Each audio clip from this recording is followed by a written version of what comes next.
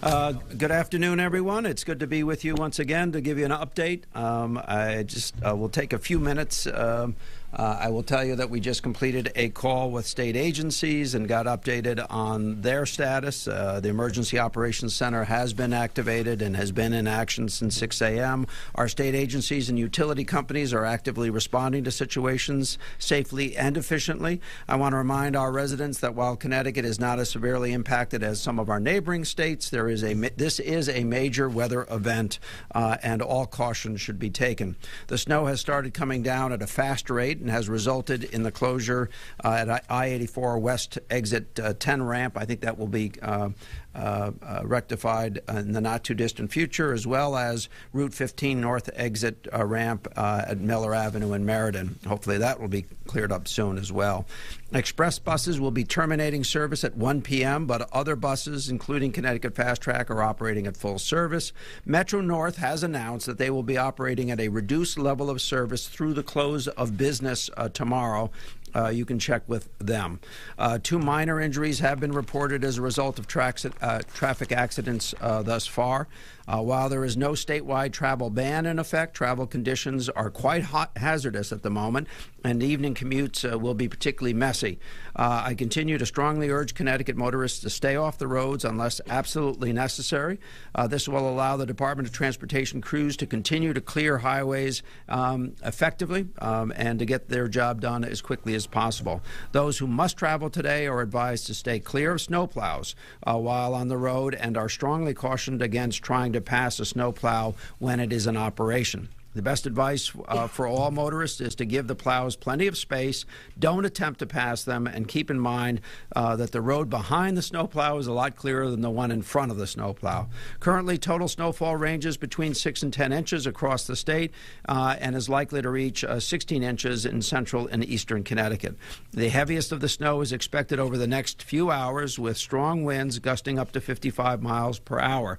I will note that that is a problem with respect to repairing any electrical currents that go out because we can't put the bucket trucks up in the air at that wind speed.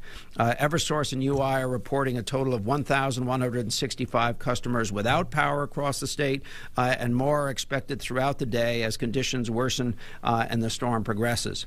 Our utilities are responding where conditions safely allow. The snow is expected to end during the evening between 6 and 9 p.m. However, there will be some blowing and drifting of snow. As bitter cold temperatures will continue, residents and businesses must be cautioned that any loss of power may result in frozen or bursting pipes. Remember to be aware of carbon monoxide poisoning and fire if you are using alternative sources of electricity, heating, or cooking. Never operate a portable generator or burn charcoal indoors, and remember to properly ventilate kerosene heaters. When I say indoors, I'm also talking about garages. The fumes from operating in a garage can easily get into a house. Keep in mind that using generators and other heating devices is dangerous, and take all precautions. Make sure all of your outdoor vents are cleared of snow. If there's a fire hydrant located near your home, please do us a favor and clear it for any responders. As always with cold weather and winter storms, please check on your elderly or disabled neighbors. If you or someone you know is without heat and in need of shelter or a warm place, please call 211. There are at least 103 warming centers in 34 towns throughout the state. State Police has extra units on the road to assist motorists, and the National Guard has over 1,500 guardsmen ready to support emergency operations should that be required. If you are traveling today, please remember your winter driving skills. Drive slowly, leave plenty of distance between you and the cars in front of you. If you're planning on travel today or tomorrow, particularly by air, please check with the carriers. Thank you, and I'll take a few questions. 1 p.m. bus service suspended? That's express service. Yeah, express service. All right, so regular buses will continue to run? Yeah, but again, some of those services are operated on a local basis. It wouldn't hurt for people who are relying on that service to check with them as well, because this is a situation that could change on an ongoing basis. And the 1165 is both UI and Eversource? That's correct. That's a combined number. UI has very few. Eversource, because of the size of the area that they're covering, they had about 642 in the Danbury area, and I think about 400 had just come in the Norwalk area. Are you still thinking that even though 1165, and that will grow, that because of the winds and the inability to get up on those bucket trucks, that we could still see delays for several days? Listen, I would hope we would avoid several days, but a lot of this will depend on what the nature of the outage is. If it's an aerial outage, it will be more difficult to respond to than if it's a ground level generator, for instance. So it's those kinds of things that will govern that. We just, you can't put a person in a dangerous situation. That equipment's certified about 35 miles an hour. We know out in Massachusetts, they've already seen hurricane-level winds. Now that's further out in Martha's Vineyard and Nantucket, but that gives you an idea how big this storm is and how powerful. I take it New York, Rhode Island, Massachusetts are no travel bans either, or you would have... There are travel advisories. We are in discussion with Rhode Island. They may put one in. We'll probably look to our neighbors in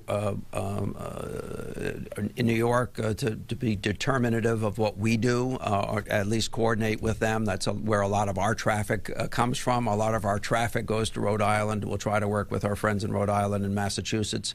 Right now, there are travel advisories in all locations, and we are asking people in all states to stay off the roads. You've just spoken with your ops team, Governor. Is your biggest concern right now, it sounds like it's more the wind than it is the snow, though the snow totals are a little higher than we initially thought. Absolutely. The snow totals are higher. That's one of the reasons we made the call around 9 o'clock last night, as we saw some westerly, easterly movement. And in fact, this storm is playing out to what we had seen earlier as predicted as possible. So the higher 10 to 16 inches is in fact greater than was predicted yesterday, but in line with what was predicted last night, maybe a little bit higher. What's your message to all these plow drivers? I was out with some of them last night as they prepped in Groton, East Lyme, guys putting in 16, 18-hour days. Well, I was with them yesterday as well, and I told them before the snow started to get some sleep. They're hardworking folks.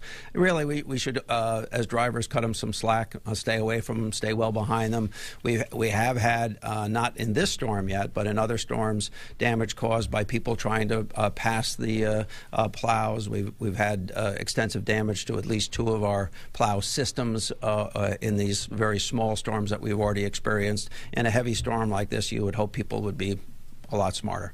And Metro North reduced service until tomorrow night? Till tomorrow night, yeah. It's reduced service, not eliminated service. I think that's... Weekend service? Yeah, it would be something akin to weekend service. A little bit more through tomorrow, and then obviously they go into weekend service. It's kind of a combination level, and that has more to do with wind than it does snow. I think they're at least dealing with the level of snow, but the winds do cause some difficulty. So that's an elevated electric system. Catenary. No, but I think they're anticipating those as we see these winds. There's more wind with this storm, following the storm in some respects than if you think about what snow does, it actually it makes the atmosphere more dense. That slows the wind down effectively, particularly this wetter snow that we're starting to get. Once that clears, those winds are likely to pick up and be stronger, and I think that's why Metro North has made an early call. On top of which tomorrow's Friday. Fridays tend to be a little lighter anyway, so I think they figure they can handle the traffic on that reduced basis. What about your concerns about snow drifts? At least up here in the central portion of the state, the snow is ending up being a little bit heavier in the last hour, so that will cut down on snow drifts to some extent, as opposed to the very fine product that we were seeing earlier in today. But listen, I don't know what the top 3 inches are going to be of any storm, and that's where most of your snow drifting and continued movement takes place. And flooding on the shoreline? We haven't seen that. I've been watching some TV coverage of Massachusetts. They seem to be seeing that minor here. We are in this. We've had the full moon. We saw the tides are a little bit higher than normal, but so far the winds have cooperated. So we're not seeing any. We don't have reports of any major flooding. And Connecticut regular transit service should continue through the afternoon. People who took the bus to work this morning should be able to. That could change at any time. It really that is more dependent on how much snow gets on the roads and how well the local the departments of Public Works do in clearing it. Snows of accumulations of 4 or 5 inches can make bus traffic very difficult. So that's on a. I'm giving you what we know now.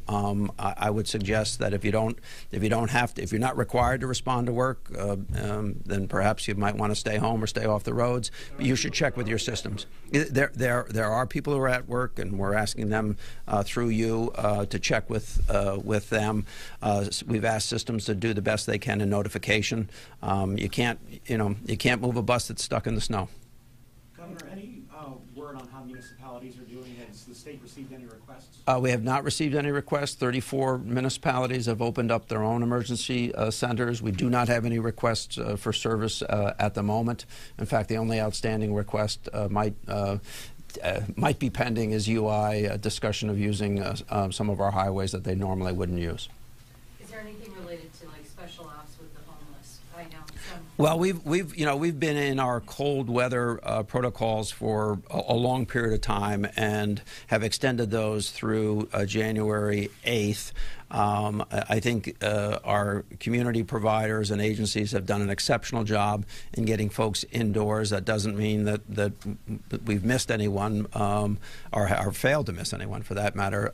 But we do a pretty good job at that. And I think with temperatures that could be as low as actual temperatures as low as minus 12 in parts of Connecticut, and the potential of seeing minus 30 and 40 adjusted for wind, we're quite aware of that and worried about it, and would urge people to come in.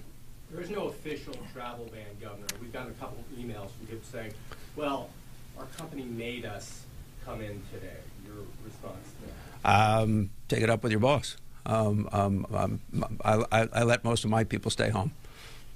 Right. There is no ban. There's no ban. There is no ban. I mean, listen, we're having accidents, but we're having fewer accidents as a result of people actually staying home and cooperating with us. This is fewer incidents and fewer injuries than we would otherwise normally see. We must be doing something right. But as the weather progresses, are you going to revisit that? Well, again, I think if I was to hear from our commissioner that we're falling behind on the highways, most of what's happening is it could happen on a half inch.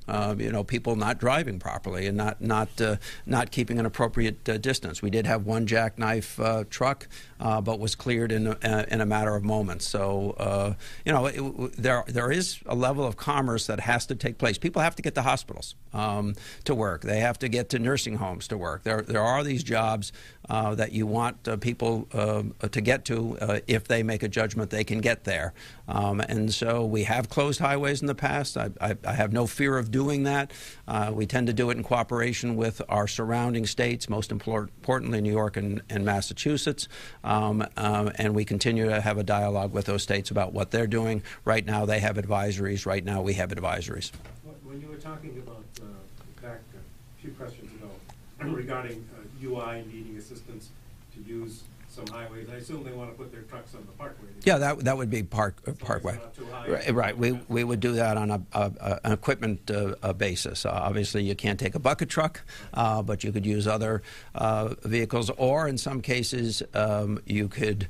There are portions of that road that don't go under bridges, and if you're trying to cut off local road use to move a piece of equipment, so we'll do that on a case-by-case basis. And what would you do if Rhode Island does have a That will not be dispositive of our final decision because, but we tend to try to work with our surrounding states and have a record of working with them. We have a lot of traffic that comes in from New York. And we have some of that traffic traveling through Rhode Island. We probably have more of that going through 84, 91 and 84, ultimately to Massachusetts. So our biggest partners would be New York, Massachusetts, then followed by Rhode Island. We try to cooperate with all of them to the extent that we can and stay informed with respect to what their needs are. We'll make a judgment on that basis, and we'll electronically communicate that. Okay. And since you started, does anyone know have those two ramps that you mentioned have been open? I think the 84 problem has been opened. 84 problem has been resolved. 15, I think, still pending. Okay, great. Thank you all very much. We'll let you know of any other developments or whether we're going to see you yet again today. Okay? Thanks. Thank you.